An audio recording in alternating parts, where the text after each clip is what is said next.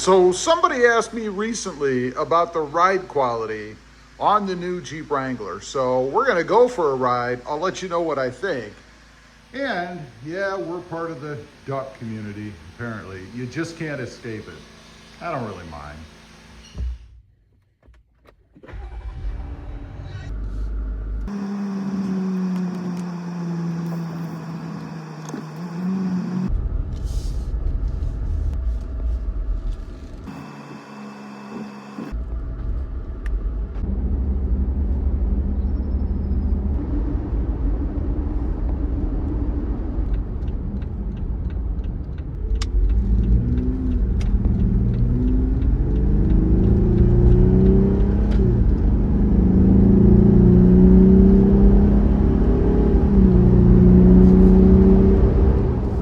Good afternoon, everybody, and welcome back to Rob's Rig. So we're going to talk about the ride quality because I've been getting a few questions about it recently on the new Jeep Wrangler, and I'm going to kind of expand on that a little bit and add more like ride experience, I guess, because recently I added an air raid cold air intake to this Jeep, and it definitely improves the experience if you like hearing the engine, I guess, or hearing an exhaust note or an intake note, probably a better way to put it, in your vehicles. And we personally do, me and my wife. She really wanted this in her Jeep Wrangler as well, and we've had it in other Jeeps, so something that we had to have. Can't say that the air raid intake is one of the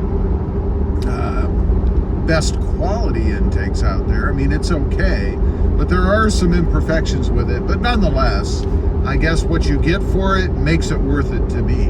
Now, let's talk about ride quality a little bit. And before I get to that, fuel economy always comes up too, and that is part of the experience. And even though a lot of people will say, you know, it's a Jeep, why are you worried about fuel economy? You know it wasn't really going to be great, right? But nonetheless, it still comes up a lot, so I know you care about it. Right now in ours, we're getting 14.4 miles per gallon. Definitely not a hyper miler, and it does have some freeway driving on it as well. Probably a good 40 minutes or so of freeway driving, so I would have expected the fuel economy to come up a little bit. It's been kind of stuck at 14.4 for a while. I guess I probably need to reset the system after the next fill up and give it another go. However, I do suspect that it's probably pretty accurate because of the tire setup that we have. And this came stock, we didn't add it. It has mud terrains, and I've talked about this before, so I'm not gonna dwell on it, but mud terrains are heavy, right? 10 ply typically, heavy tires that suck away at your fuel economy, and that's certainly true in this Jeep. I think that's the biggest reason that we're seeing the kind of fuel economy that we are. Again, you can do something about it. You can go to a C-rated or even an SL, which is basically street. Kind of defeats the purpose of having a Jeep, but if you never drive off-road, then I guess it probably doesn't really matter, right? But nonetheless, something that we will be doing, I think, pretty soon, is changing out the tires. Not really because of the fuel economy. I mean, I can live with that. That's the way it is. But more because of the ride quality that they yield. You know, they have those big aggressive treads on them, and they really want to grab the road.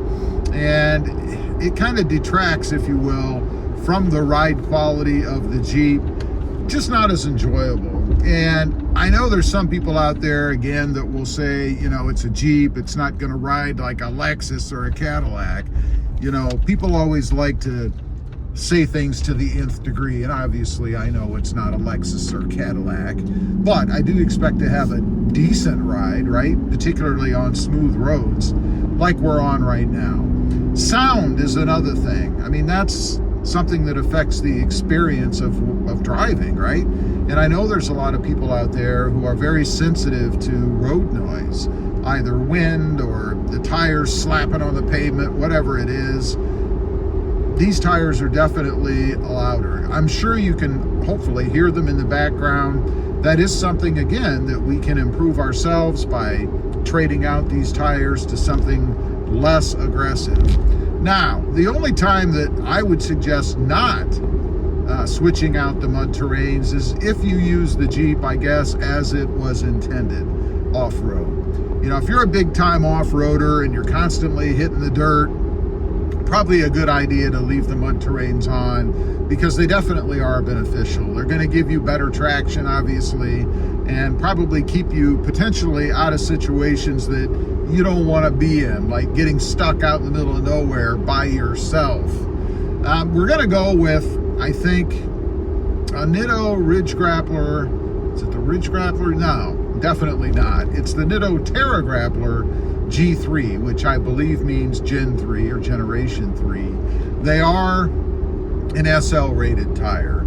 So we're going to try those out. I actually just put them on my Toyota Tacoma because, again, I wanted something lighter. I had a BF Goodrich KO3 E-rated or 10-ply tire on that truck, and it was just killing the fuel economy and also stealing away from the ride quality. I'm very happy with them.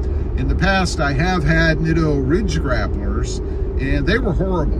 Great for off-road, a pretty hard compound tire, but definitely not great in my experience for the pavement, particularly in winter conditions or wet conditions. I remember years ago, I had them on a truck, and I went to turn into my driveway, and it's a long driveway, so I'd kind of stay on the gas a little bit, right? Because I was going to accelerate. I think it was 1/8 of a mile. I was going to accelerate on up to the house, and more than once, after I made that turn into the driveway with those tires in the wet, with my paved wet driveway, asphalt, the rear end would go out a little bit. And I wasn't really getting on it. I mean, I was happy to be home from work, but not that happy. So anyway, I can't recommend those for street driving. They just really weren't that good. Overall, the ride quality, I think it's pretty darn good. Even with these mud terrains, being that it is a Jeep, I would say the ride quality is comparable, if not maybe a little bit better than what I had in the Jeep Gladiator. And probably because the Gladiator, of course, had the bed with no weight on the rear wheels unless you load it down. This just feels maybe a little bit smoother, maybe a little bit more planted than the Gladiator was. And I'm not trying to take anything away from the Gladiator. The Gladiator has an awesome ride. Probably, maybe arguably, one of the best riding mid-size trucks out there that I've experienced so far. From a cabin standpoint, plenty of comfort in here. I'm happy with the seat quality, how everything is accessible from the driver's seat. You can see everything. I mean, it's just a good experience, and you would kind of expect that. I mean, it is basically a square box on wheels, so unless the windows were teeny tiny, you really ought to be able to see everything, right? Anyway, very happy with it. Can't say that I'm hugely more happy, a weird way to put it, than I am with the Gladiator, but just a little bit. Leave a comment, let me know. If you've got yourself a Jeep Wrangler, particularly if you've had a Gladiator in the past, which one do you like better when it comes to, I guess, the driving experience and ride quality? I'd just be curious to know. Thanks for watching. Stay safe out there. Bye.